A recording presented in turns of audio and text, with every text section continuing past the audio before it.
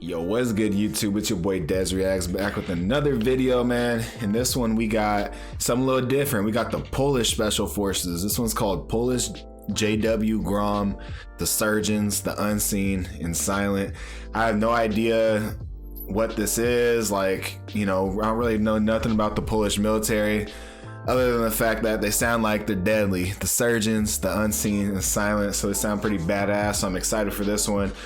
This one is requested via Discord, so if you guys want to request a video, go ahead and jump in my Discord, jump in my Instagram DM, Twitter DM, links in the bio or in the description. Hope you guys are off to a great week, and without further ado, hope you guys enjoy this video. Please smash that like button, hit the subscribe button if you haven't. Let me know your guys' thoughts and feelings inside the comments. Let's get it.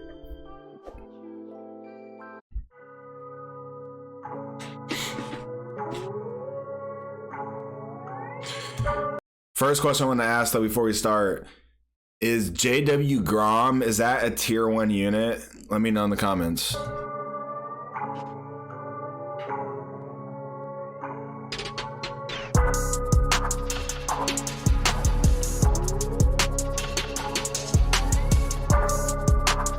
JW GROM, Poland.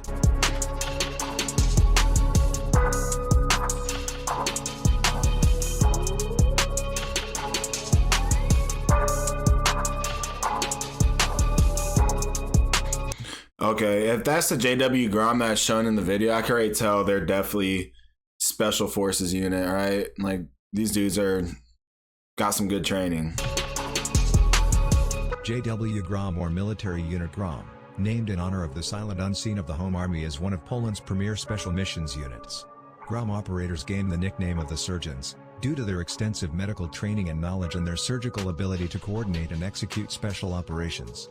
GROM was originally modeled on NATO's Tier 1 special operations units such as the U.S. Army's Delta Force, the U.S. Navy's SEAL Team 6, DEVGRU, and the British Army's SAS.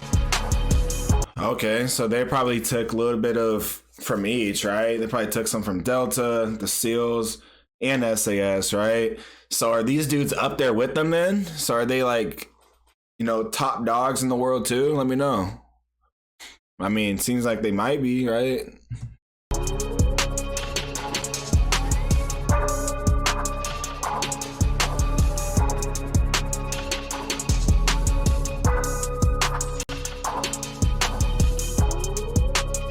GROM, which stands for Grupa Regawania Operacyjno Manewrowego, or in English, Group for Operational Maneuvering Response, which also means Thunder, is one of the 5 Special Operation Forces units of the Polish Armed Forces. The unit was officially activated on July 13, 1990. It is deployed in a variety of special operations and unconventional warfare roles, including anti-terrorist operations and projection of force behind enemy lines. Okay, so for their country, they do it all, right? They do international missions, special forces stuff, typical stuff. So, but they also handle the terrorist situations in Poland. Okay, if I was you guys, I feel pretty good about these dudes, man. Like, if you know that they're the ones that are protecting you guys from terrorist attacks, you guys will be all right.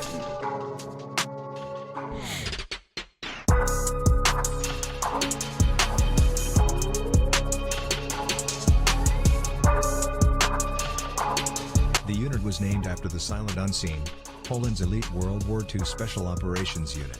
In the 1970s and 1980s, there were several formations of Special Forces units within Poland, but these were either trained in purely military tasks such as sabotage, disruption of communications and such, or in purely counter-terrorist roles.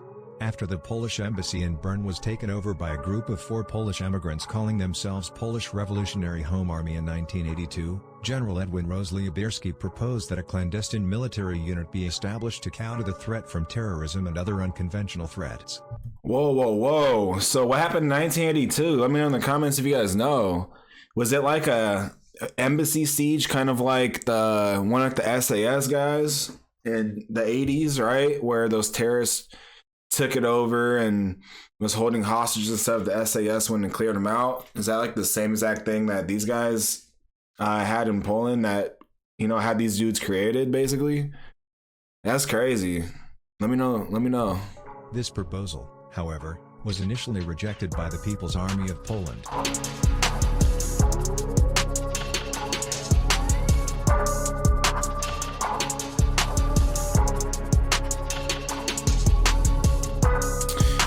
Why'd they make the music so loud? In 1989, many Jews were allowed to emigrate from the Soviet Union to Israel. Poland was one of the handful of countries that provided aid in the form of organization for the operation, later dubbed Operation Bridge. After 2 Polish diplomats were shot in Beirut, Lieutenant Colonel Sławomir Pietlicki was sent to Lebanon to secure the transfer of civilians and the Polish diplomatic outposts.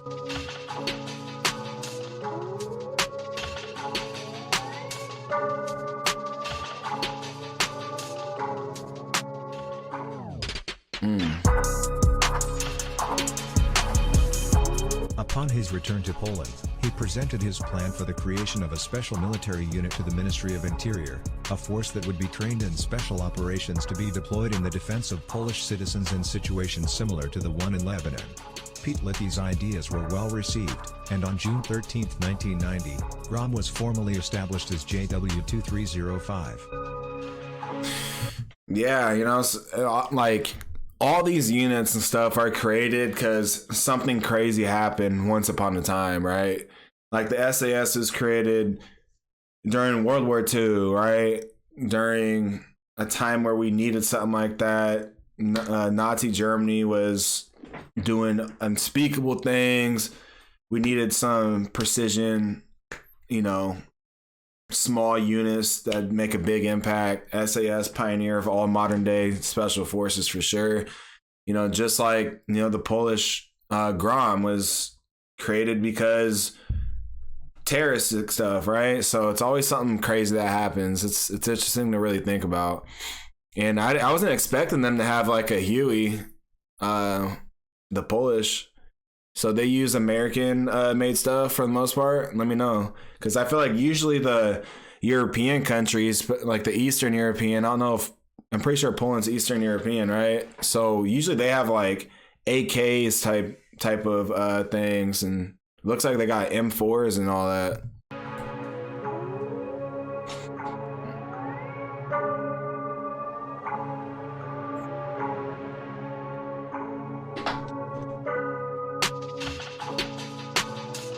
Sławomir Pietlicki was chosen as the first commander of the newly formed unit. As a Polish intelligence officer from Służba Bezpieczeństwa specializing in sabotage and subversion, he's Służba Bezpieczeństwa. You guys ever been there? Let me know. Officer from Służba Bezpieczeństwa specializing in sabotage and subversion, he seemed perfectly suited to oversee the unit's initial formation. He gathered around himself a group of like-minded and professional soldiers, functionaries, and set about choosing soldiers that would be fit for special operations. Due to the high risks involved in special service, it was decided that all men should be from professional service. The first batch of recruits all came from a variety of already existing special units within the Polish Armed Forces. Okay, so I kind of like that, right? Unlike some of the special force groups, you know, like the Navy SEALs, you know, just for an example, you don't have to already be in the military. You could enlist and try out instantly, right? And like the Rangers, whatever. Like these guys, they specifically want seasoned veterans to try out for GROM, which makes sense if you want the best of the best, right?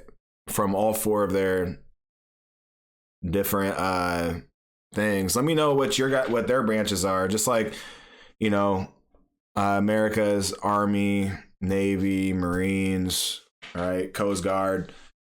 What's the 4 different ones for Poland? Let me know in the comments.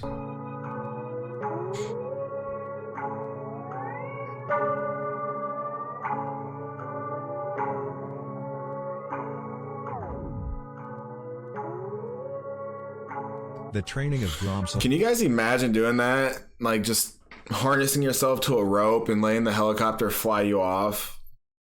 How scary do you think that would be? Would you guys do that in real life? Soldiers. I probably would try it. Includes a variety of disciplines. All of them undergo the same specialized training in anti-terrorism and special operations, as well as frogmen, sniping, and parachuting. In 4-man teams, each soldier must be prepared to assume the respective responsibilities of his colleagues, should it become necessary. GROM receives basic special operations training from the Swedish Navy's Special Command for Tactical Operations based in Karlskrona, Sweden's primary naval base. Approximately 75% of GROM personnel are trained as medics or paramedics. In addition, each group is supported by several professional physicians. GROM soldiers are trained in capture or kill methods. Wow. These dudes are legit, bro. These are the dudes that you'd want to be attached to if you're another special forces guy. Like, they're highly trained medics. They're just elite soldiers. And they have 2 real life doctors that travel with them. Bro, they're making sure casualties are way down. That's nuts. That's honestly pretty crazy. It's pretty cool that they got 4-man squads. Like, I feel like usually they're like 6-man, right? It's interesting that they chose like 4 people. And like you said, everyone has to be trained in every single asset, right? Everyone's got to know everyone's job just in case someone dies, right? Gets hurt really bad. Someone got to be able to take command or do another responsibility. I like that.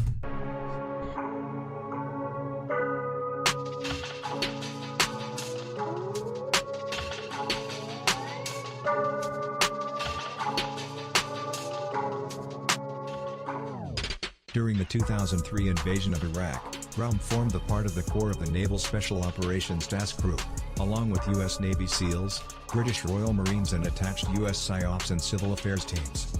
On March 20, 2003, U.S. Marines from 1st FASD Company and GROM operators assaulted the Cashapp oil terminals, whilst U.S. Marines from 1st FASD Company and U.S. Navy SEALs from SEAL Team 8 and 10 seized the Mobad oil terminal. Both terminals were seized with no casualties, and explosives which were found on the terminals were made safe by GROM and SEAL operators. Okay, like I said, they limit casualties, right? Like, it's crazy. These are obviously highly trained. I like them. I like them.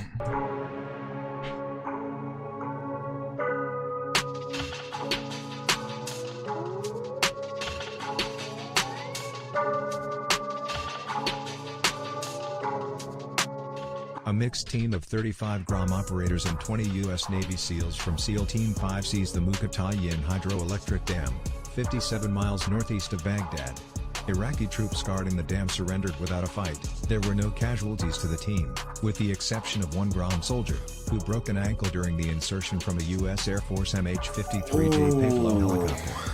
SEAL and GROM units continued to cooperate throughout the rest of the invasion phase, with raids and anti-sniper missions in Baghdad.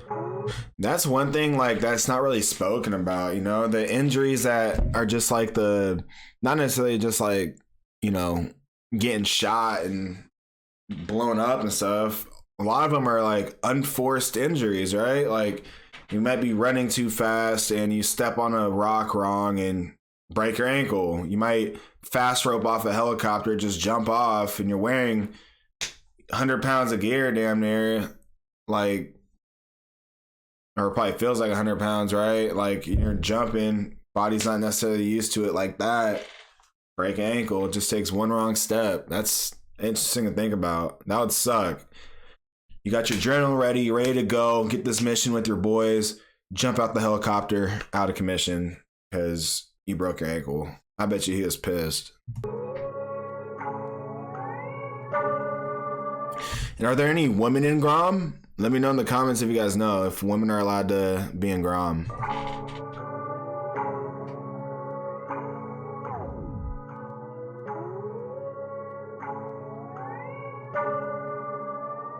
Following the invasion, GROM operators formed the core of Task Unit Thunder, as an element of Combined Joint Special Operations Task Force Arabian Peninsula, providing a Tier 1 counterterrorism unit for the task force.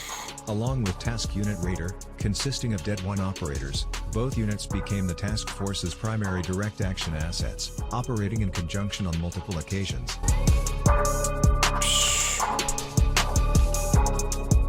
Dang. Super hide.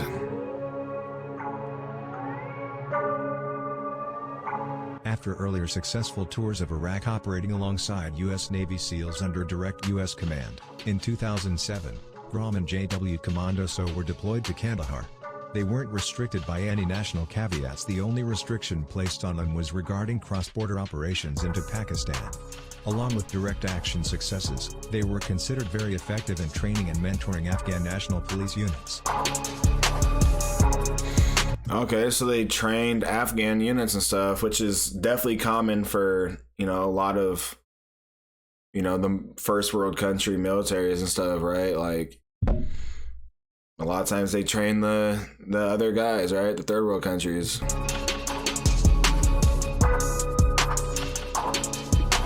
Yeah, let me know in the comments what you guys thought about this video. I think GROM, definitely going to check more about them.